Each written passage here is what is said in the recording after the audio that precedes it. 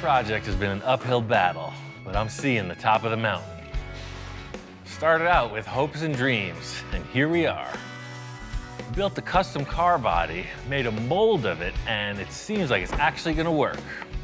Now, it's out with the old and in with the new. Now that we got the actual car body built, it's time to cut this whole sculpture model thing apart. My main problem is that Victor's become sentimental. He wants to try to maintain the original sculpture. Talking about a wall hanging or something, and I gotta try to cut this car apart in a way that it still looks like the car. Kind of a twofold approach here. Victor wants to save the original. I'm excited to get this new piece put on.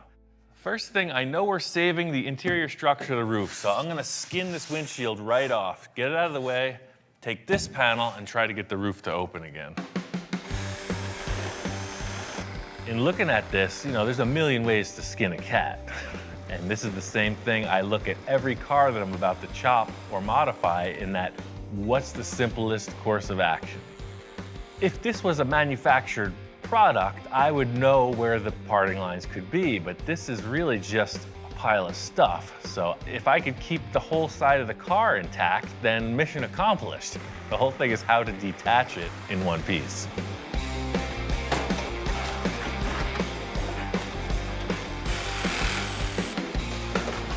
This was pretty surprising. To part the whole side of the car off that efficiently, you could tell we didn't build it like a real vehicle. This is like perfect, man. I'm all jazzed up. The thing I'm excited about is instead of all this pile of stuff and my shirt and everything else, we'll have a nice fiberglass shell. This is a twofold victory. I'm really glad Victor gets what he wants, but I'm really glad to get this out of the way. The main reason in doing this, aside from sentiment, was that I retained all the mounting flanges around the roof that the new glass body will attach to, so it's really just about getting the vacuum out, getting the screw gun out, the sander, and just cleaning this whole thing so that that new body will go right on.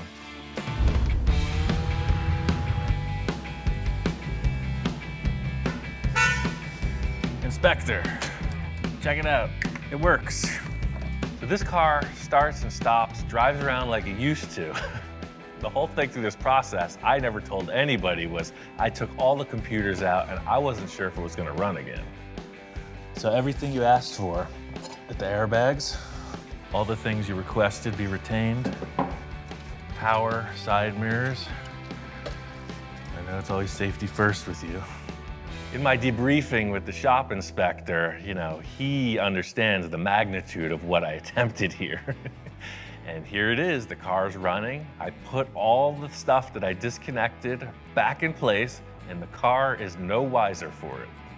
So what do you think, man? I did it. I earned his freaking recognition. I got the approval of the shop inspector.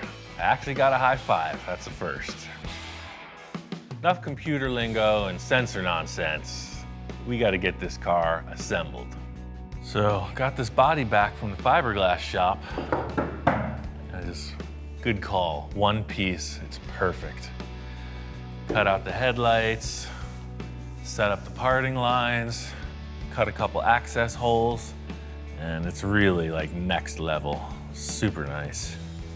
One of the cool things they did when it was there, aside from making the one-piece body, they incorporated this whole engine bay area that I made out of aluminum and steel on the Porsche, and perfect call. I won't need any of the structure that was on the Porsche. Self-supporting, super rigid, super thin.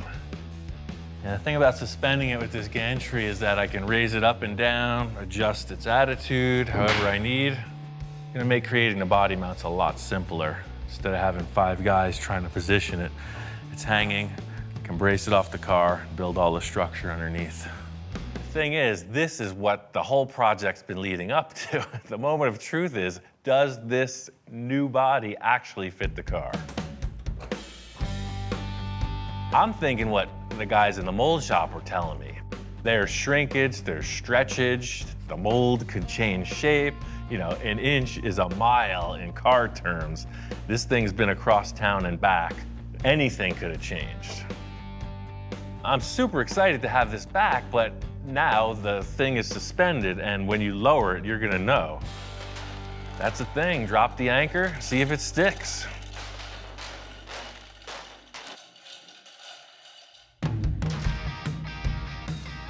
Walking around looking at this, I mean, it fits perfect. It's like a giant model car. It looks great. This really thin fiberglass shell is actually giving us more room than I expected. Thing was, I needed to look inside there. So what I did was I made a template of my skull, and it allows me to look inside the car. Now I can access every angle of the vehicle. Thing is, it really helps to see around what you're trying to accomplish, you know? Small victories, the car body fits, how do you attach it? In making this one-piece body, it eliminated the ability to get into the trunk area in the front of the car.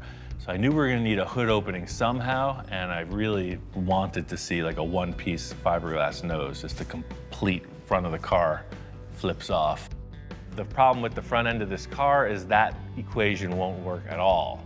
You have this long jutting spoiler that's low to the ground, and if you tilt it inside the body, it's gonna hit the ground. The panel has to go up and over. So that's a little more complex of a hinge. The other thing I'm thinking about is trying to keep this nose as lightweight as possible. You know, with all that other stuff that was on here, I'm trying to lighten it up. So no more stock bumper, just this simple crossbar and then aluminum hinges to keep the thing as light as possible. Typical late night scenario. 3 a.m., you get an idea. And this is how we roll.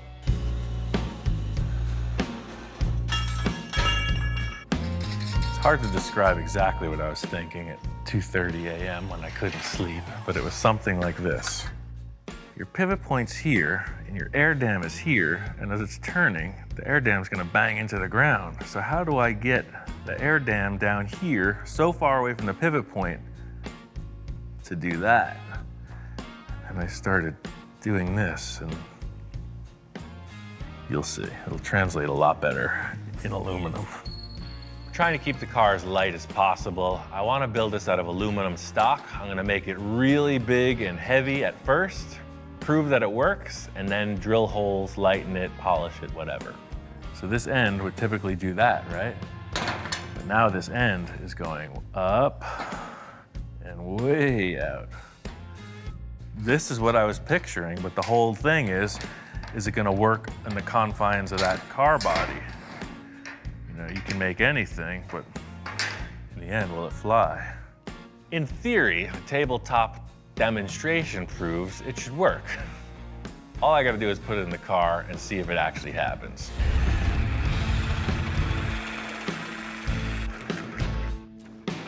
So I got this body mounted. Cut a few access holes just so I could get in there and make sure everything was fastened. You know, these are the lines Victor and I established for the roof to open. The nose will part off here, the fender will move up, but the rocker panel always stays with the car. At this point, I have to cut this nose free, see if the hinges work before I can go forward on anything else. Cutting out this hood looks simple, but it's actually kind of techy. In other words, there's a lot of expensive Porsche underneath. You're going in with this big caveman saw blade. And the thing is, this is our end result body panel, so you want to stay on the line. You know, there should only be about a 3/8 inch gap in the panel, so crooked cut means crooked car. We don't want that. Now that this nose section is parted off from the body, the only thing to do is see if that hinge does what I am telling it to. It looks like it should just pop up. It's free, so exactly. Up. Yes, look at all that room. What's not to like about that? This is perfect. Big question in my mind was, when this hinge moves, was the panel going to clearly separate from the body, or was it going to scrub up against it? You know, my theory was that it would move forward and open. It does exactly that. I almost can't believe it. I surprised myself, or you could say purely lucked out. Now this reveals all the brain-gineering I've been doing underneath, all the envisioning. But in the end, I just took this big angle iron and glued it right to the fiberglass body. That's the thing about winging it. You never know till you try. That's the look I was going for. This is what the whole process has been leading up to. Check it out.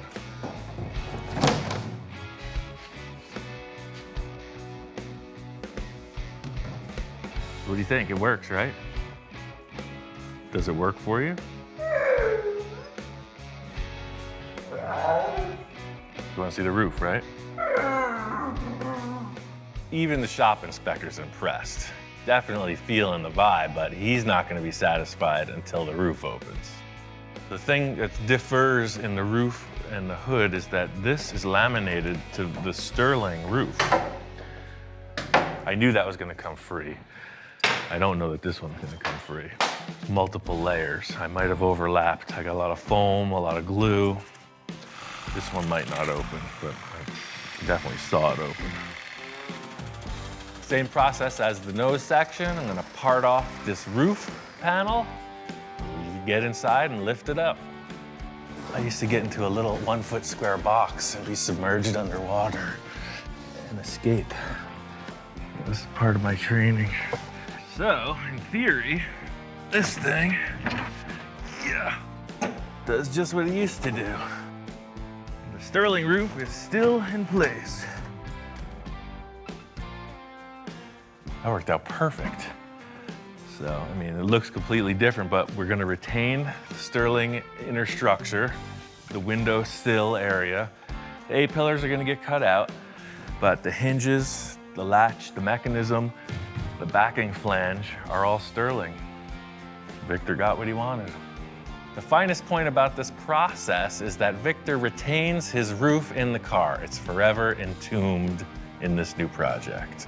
So that's it. It works exactly like the sterling. I mean, it's still there. Victor gets what he wants. Easy in and out. And it looks cool. Oh, this looks way gnarlier than I thought it was gonna, because it's all concept up until this point. When you see freaking 6 foot long, 6 foot wide panels up in the air, it doesn't look like a car. It looks like a transformer when it's parked. That is cool. Victor wanted something like this, you know, from the start.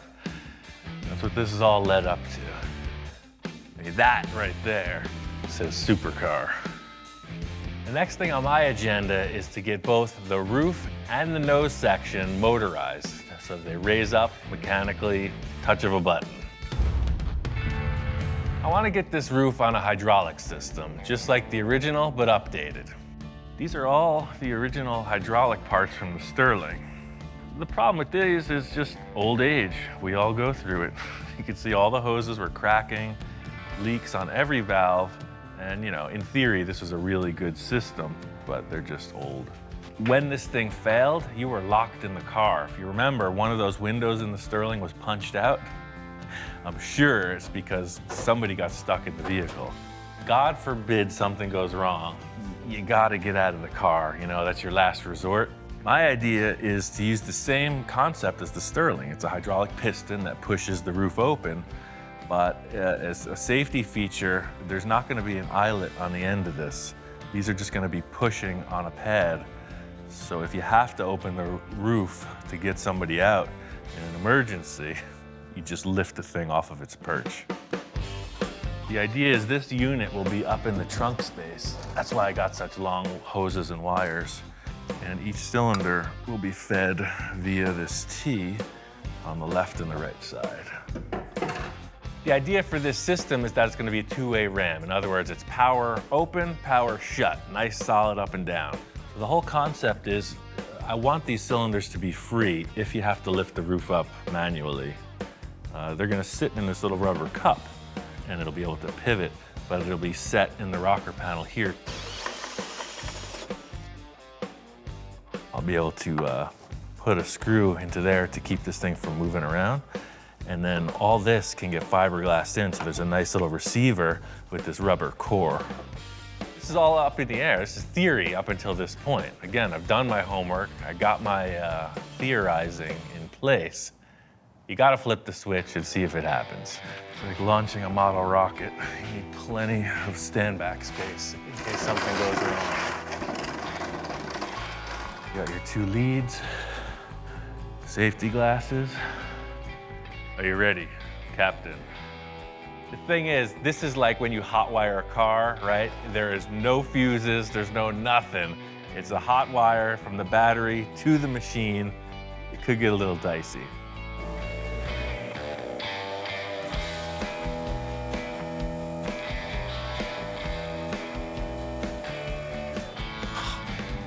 Totally works. That's exactly what I was going for. Smooth, controlled, no leaks. What do you think? It works so smooth, he doesn't even know what's happening. That's a good sign. Ian, what's going on? Victor's always had this ability to kind of show up right on cue. You know, it's like he's got a sense when something's happened that he needs to check out. We're rocking and rolling, man. This thing fit the car perfectly. Everything worked out fine. That thing looks cool. So it fit on, no major adjustments or nothing? Nope, fit right on the car. So everything is cool, and I just cut it back the way our three-piece design was. So the hood is separate from the roof, and the quarter panels are just like we created in the mold. So the hood opens separately than from the top. Exactly, that's what I wanted to show you. Check it out. Here, grab it in the headlight, just pull forward and up. So Oh, like wow, that. that's crazy. So look, I made all these aluminum hinges. That's pretty cool.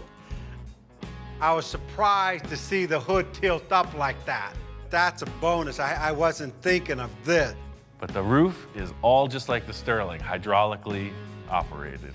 And you know, that was the only task that I told you that I wanted to be exactly like the Sterling.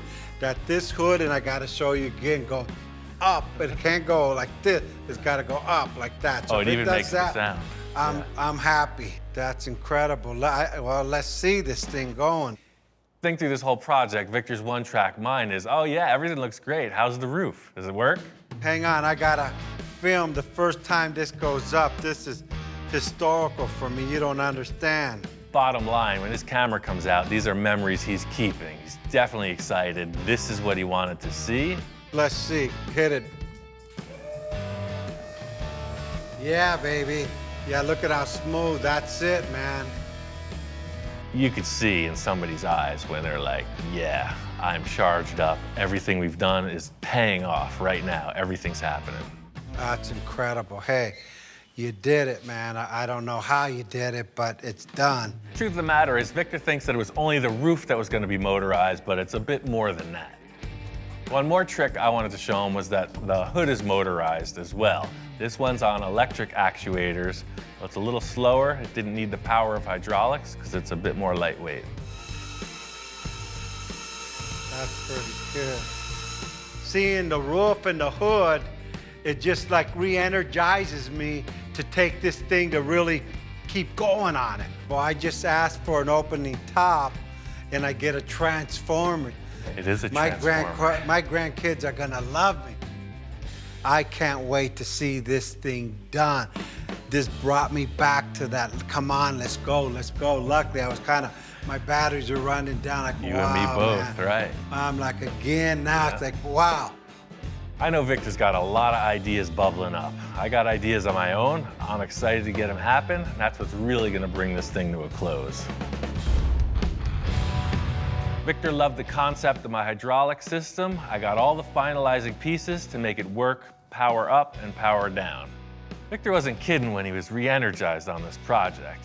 I took the whole dashboard out, so I brought my buddy Ish in and my other buddy Roger in. Ish is an established professional interior guy. He's like a TV star and stuff. He's done a lot of high-end cars, like really expensive stuff, sports cars, top-notch work. To me, I want this to feel like a supercar. You're in the seat in a cockpit of like a plane, so all the instrument panel gotta come to you, and that's what he's doing now. That's just a mock-up. Once we lay the fiberglass, we're gonna body work it all around it, make shapes. That's cool, man. Yeah, totally next level. Nothing looks like a Porsche now. In typical Victor style, he's not gonna let anything go unchanged. He's talking about some kind of cockpit, like airplane fighter style, split passenger compartment, crazy gauges. You know, it's all just theory. We'll see what comes out of the mix. You know, I'll adjust it slightly, but right now it's looking pretty close. What I'm seeing develop with the interior is very similar to my process. They're doing a series of paper mock-ups. They're getting their ideas formalized three-dimensionally, and then apparently they're just gonna fiberglass everything. You know, Ish, if you need me to do anything with the hydraulics, I'll be over on the table. If you need to fit it up, we could just plug it in. It's easy. That's good, man. That's good. I got plenty of stuff to do inside and under the car. I'm letting those guys go on to the interior. And I know what we're supposed to do in like 3 months, I'm telling you to do in like a week and a half. Hey, dude, sorry. Now, you know, good thing about it, Vic, is that I'm used to it. You know, most of the big companies now, they use lasers and cutting machines and all that new technology. You see, my only laser is scissors and cardboard. You know, old school, like, that's how we start. You know, this is what I like to do. I'm glad Ish is on board because me and Ian, we're old school, like start from nothing and make it happen. And Ish, he's the same way. I don't know what issues you have on it, but hey, it's looking pretty good so far. Believe me, this car is gonna look one of a kind. All right, that's all I ask. Believe me, I'll tell you this, if you take this car to any car show where it's gonna be nothing but exotics, believe me, this is gonna be caught more attention than any Lamborghini, any Ferrari. Why? Because it's one of a kind. This guy's speaking my language. I can't wait to see this interior. So you have the starting point, then everything just gotta flow. Exactly. The thing about this concept is that the interior is pretty ambitious. I just hope this project doesn't become a runaway train. I thought we were onto the close, and he's opening up a whole new Pandora's box.